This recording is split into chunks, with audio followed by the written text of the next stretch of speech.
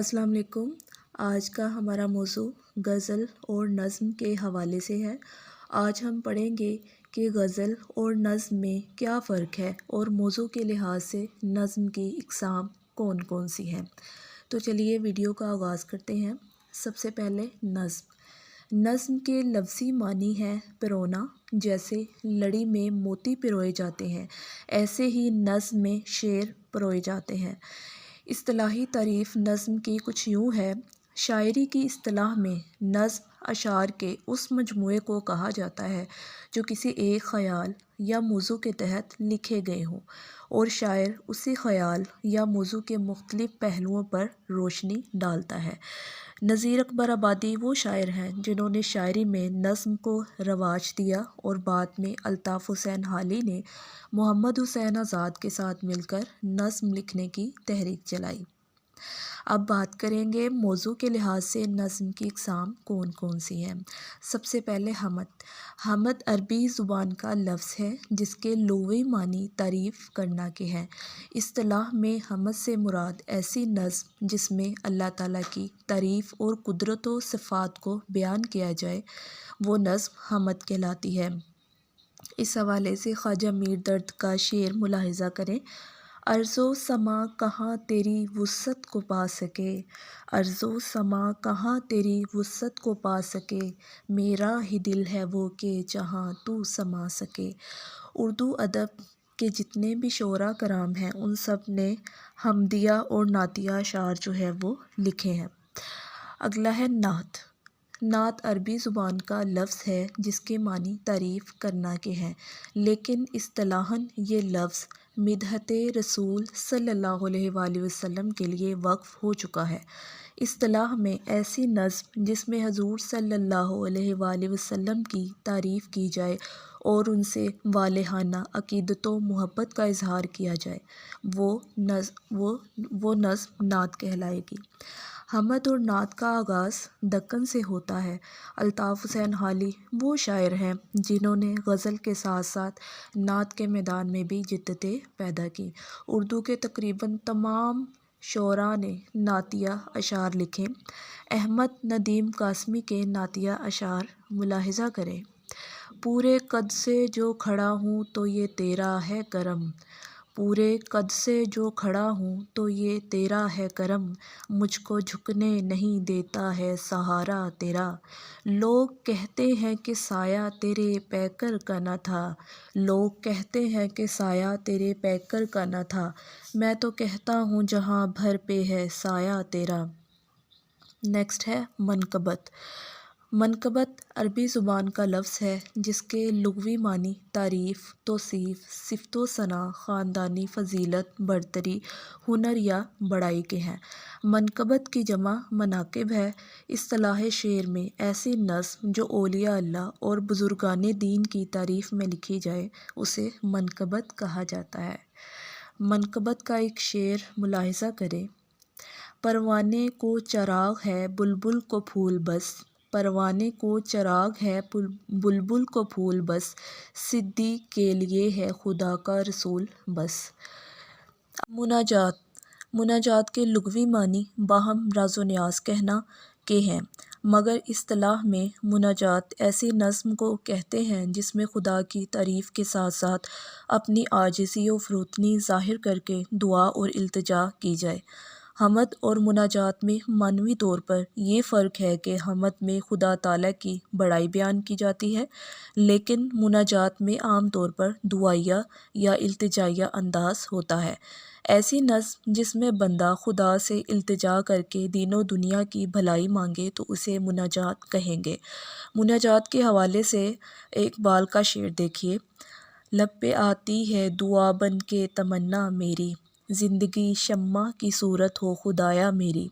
मिली नगमा ऐसी नज़्म या गीत जिसमें मिल्लत और वतन का ज़िक्र करके वालेहाना मोहब्बत का इजहार किया जाए, इसे मिली नगमा कहेंगे।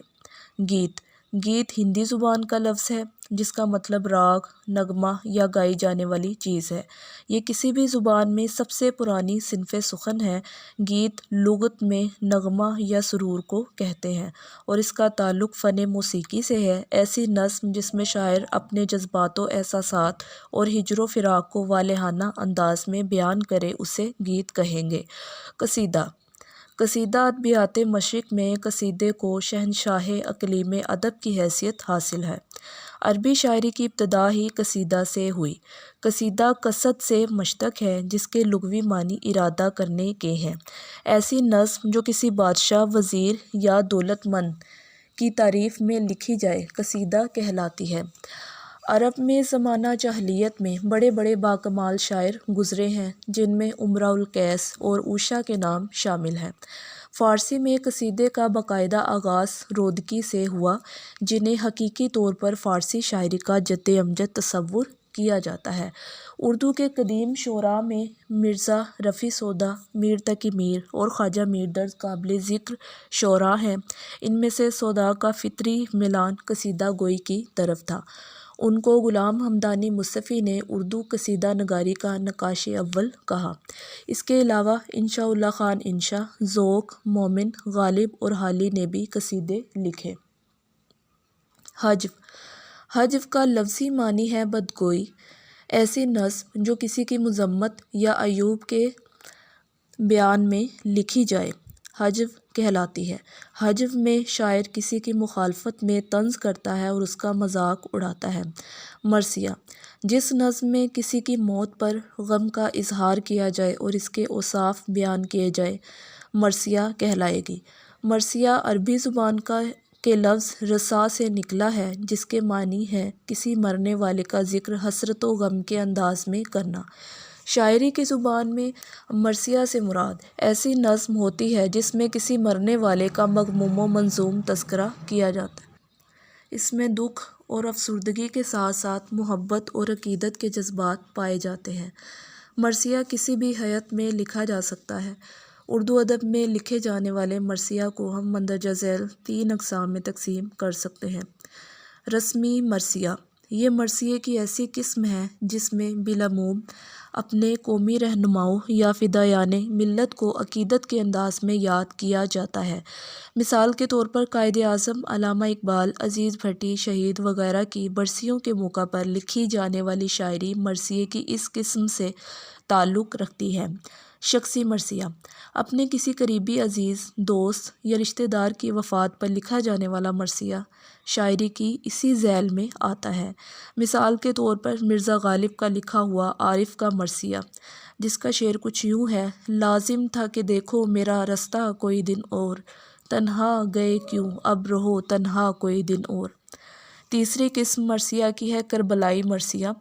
ہمارے ہاں عام طور پر مرثیے سے مراد یہی مرثیہ لیا جاتا ہے جس میں کربلا کے مقام پہ برپا ہونے والے سانحے کو بیان کیا گیا ہو تو اسے کربلائی مرثیہ کہتے ہیں۔ مرثیہ کے اجزاء پر بات کریں تو مرثیہ کے بالعموم 9 اجزاء ہیں جن میں پہلا ہے تمہید، دوسرا سراپا، تیسرا رخصت، چوتھا ہے آمد، پانچواں ہے رجز، چھٹا ہے جنگ، ساتواں ہے شہادت، آٹھواں ہے بین، نوواں ہے دعا۔ اب پڑھیں گے غزل کے حوالے سے۔ غزل عربی زبان کا لفظ ہے جو فارسی زبان کے لفظ غزال سے نکلا ہے جس کے معنی ہرن کے ہیں۔ اصطلاح میں غزل سے مراد عورتوں سے باتیں کرنا یا عورتوں کی باتیں کرنا بھی مراد لیا جاتا ہے۔ غزل کی تعریف: غزل شاعری کی وہ قسم ہے جس میں حسن و عشق کی مختلف کیفیات کا بیان ہو۔ غزل کے موضوعات کی اگر بات کی جائے تو دل کے جذبات کا اظہار، ہجر و وصال کی کیفیات، شکایات زمانہ اور تصوف غزل کے عمومی موضوعات ہیں۔ اس کے علاوہ ہر طرح کا موضوع غزل میں بیان کیا جا سکتا ہے۔ غزل کا پہلا شعر جس کے دونوں مصرعے ہم قافیہ اور ردیف ہوں اس کو مطلع کہیں گے، جبکہ آخری شعر جس میں شاعر اپنا تخلص استعمال کرے تو اس کو مقطع کہیں گے، لیکن اگر آخری شعر میں اپنا تخلص شاعر استعمال نہیں کرتا تو اس کو ہم آخری شعر ہی کہیں گے۔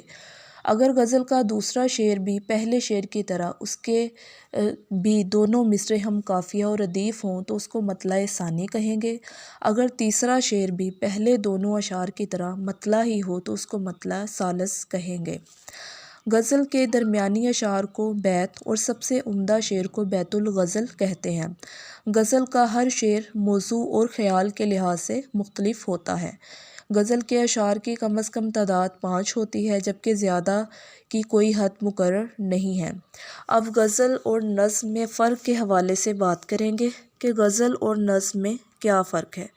نظم کسی مسلسل خیال یا موضوع کی وضاحت کرتی ہے جبکہ غزل کا ہر شعر اپنی جگہ ایک مستقل اکائی کی حیثیت رکھتا ہے۔ نظم کی حیت اور ساخت کے اعتبار سے کئی صورتیں ہیں جبکہ غزل ایک ہی حیت اور ساخت میں لکھی جاتی ہے۔